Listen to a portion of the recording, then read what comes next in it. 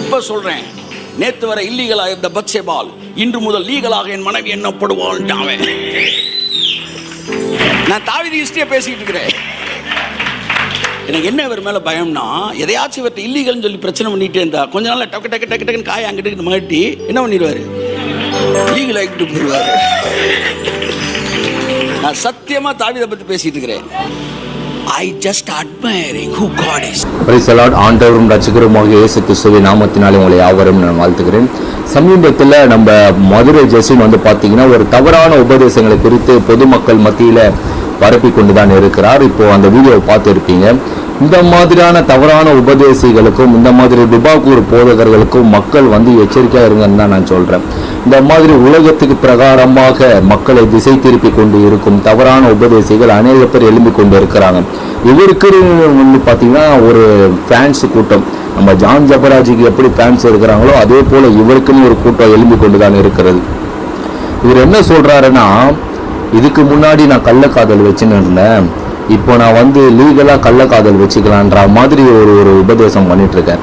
இது நான் ஓப்பனாக சொல்கிறேன், ஒரு மறைமுகமாக சொல்கிறார், அவ்வளோதான். சரி, இருக்கட்டும். இந்த மாதிரி தவறான உபதேசிகளுக்கு எச்சரிக்கையாக இருங்க. ஆண்டவராக இயேசு கிறிஸ்து சீக்கிரம் இந்த பூமியில் வரப்போகிறாரு. இப்போ சாலமோன் பார்த்தீங்கன்னா 1000 மனைவிகள் வச்சுட்டு இருந்தார். அதே போல் ஜான்சனும் அந்த சமுதாயத்தில் 1000 மனைவிகள் வைத்திருப்பேன் என்று சொன்னால் ஒன்று நோய் சாவணும், அப்படி இல்லைன்னா ஜெயிலுக்கு தான் போகணும். இயேசுவை மேலே பரலோக ராஜ்யத்தில் சேர்த்துக்க மாட்டார். இவங்க தாவீதை பார்க்குறாங்க. அந்த தவறுகளை இவங்க என்ன பண்ணுறாங்கன்னா சில விஷயங்களெல்லாம் இவங்களுக்கு சாதகமாக மாற்றிக்கிறாங்க. ஆனால் இந்த துபாக்கூர் போதகர்கள் என்ன செய்கிறார் என்று சொன்னால், இயேசு கிறிஸ்து சொல்கிறதை ஏற்றுக்கொள்ள மாட்டாங்க.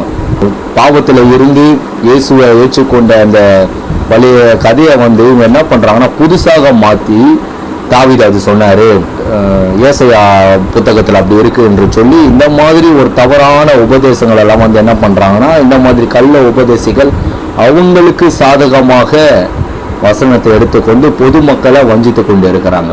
பொதுமக்கள் தயவு செய்து இந்த மாதிரி தவறான ஊழியக்காரங்களுக்கு எச்சரிக்கையாக இருக்கணும். நான் என்ன சொல்ல வரேன் என்று சொன்னால், தயவு செய்து பைபிளை படியுங்க. பைபிளில் இல்லாததை ஒருத்தன் உபதேசம் பண்ணுறான்னு என்று சொன்னால் அவங்க கள்ள உபதேசி.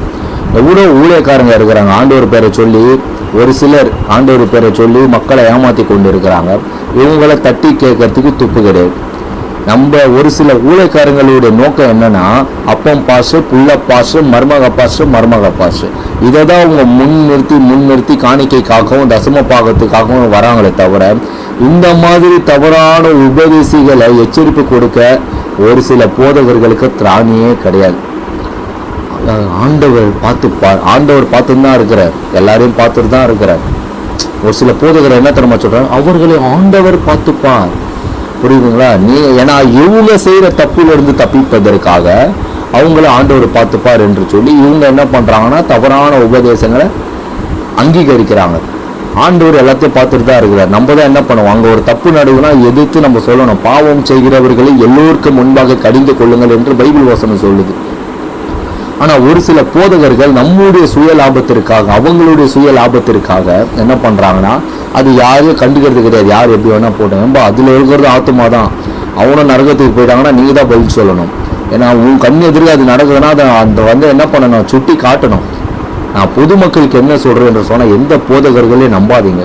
நல்ல ஆவிக்குரிய சபைக்கு போங்க, ஜெபியுங்க, பைபிள் வசனம் என்ன சொல்லுது, பைபிள் வசனத்தின்படி நடங்க.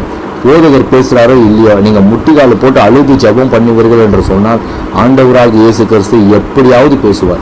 ஒன்று தரிசனத்தில் பேசுவார், ஒன்று வெளிப்பாடு மூலியமாக பேசுவார், ஒன்று வசனத்தின் மூலமாக பேசுவார். எப்படியாவது ஆண்டவர் பேசுவார். அதனால் இந்த மாதிரி துபாக்கூர் ஊழியக்காரங்களை நம்பாமல் ஆண்டவராகிய இயேசு கிறிஸ்துவை மட்டும் பின்பற்றுங்க. அவரே மெய்யான தெய்வம். அவர் இந்த பூமியில் வரப்போகிறாரு. அவருடைய வருகைக்கு ஆயத்தமாக்குங்க.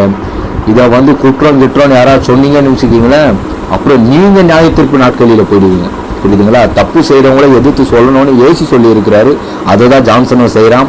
ஜான்சன் அவ்வளோ பெரிய ஆளு கிடையாது. ஜான்சன்கிட்டையும் குறைகள் இருக்கிறது. ஜான்சன் கர்த்தருடைய கிருபையினால இந்த தப்பை எடுத்து சொல்கிறேன்.